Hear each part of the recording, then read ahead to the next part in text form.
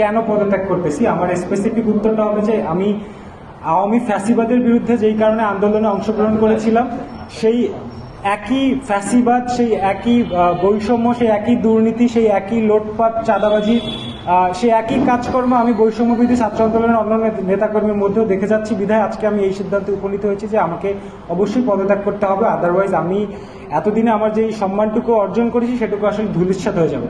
That's why আজকে আমি এখানে এসেছি, আজকে আপনাদের সামনে সবার সামনে আসছি যে পদত্যাগ করবো।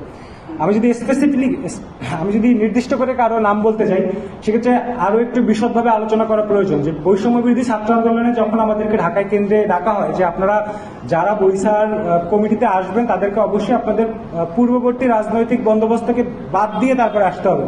কিন্তু বিগত দিনে আমি যেটা দেখেছি, এইখানে বিশেষ করে বাংলাদেশ ছাত্র শিবির, ইসলামী ছাত্র আন্দোলনের বাকি নেতারা এখানে আসতেছেন, তারা তাদের ক্ষমতা প্রতিষ্ঠিত করতেছেন, তারা ওইভাবে করে অধিষ্ঠিত হয়ে এইখানে বৈশার নেতৃত্ব দিচ্ছেন, আবার গোপনে প্রকাশ্যে তারা অন্যান্য রাজনৈতিক দলের সাথেও লিপ্ত আছেন এবং তারা আসলে বৈষম্য বিরোধী ছাত্র আন্দোলনের ব্যানারটাকে ব্যবহার করে দুর্নীতিই করে যাচ্ছেন। আমি এখন পর্যন্ত কোনো একজন নেতাকে দেখিনি যিনি আপামর জনগণের জন্য কাজ করেছেন, যিনি এই জনসাধারণের জন্য যে আন্দোলনটা আমরা করেছিলাম সেই আন্দোলনের কোনো একটা ভূমিকা তারা পালন করেছে। তারা করেছে মামলা বাণিজ্য, তারা মামলা দিয়েছে 200 ব্যক্তির নামে মামলা দিয়ে সেখান থেকে 150 জনকে বাদ দিয়ে দিয়েছেন।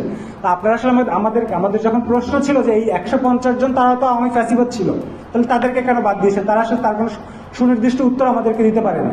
তাদেরকে দেখা যায় কোনো সরকারি অধিদপ্তরে, তাদেরকে দেখা যায় কোনো সরকারি এক্সিএন এর অফিসে তারা বসে আছেন কোনো একটা ঠিকাদারি লাইসেন্সের উপরে কোনো কাজ নেওয়ার জন্য। আসলে কেন, এটা কি আপনাদের উদ্দেশ্য ছিল? আমার প্রশ্ন, যখনই এদের বিরুদ্ধে এই প্রশ্নগুলো যখনই তাদের প্রতি আমরা করেছি তখন তারা কোনো সুনির্দিষ্ট উত্তর আমাদেরকে দিতে পারেনি।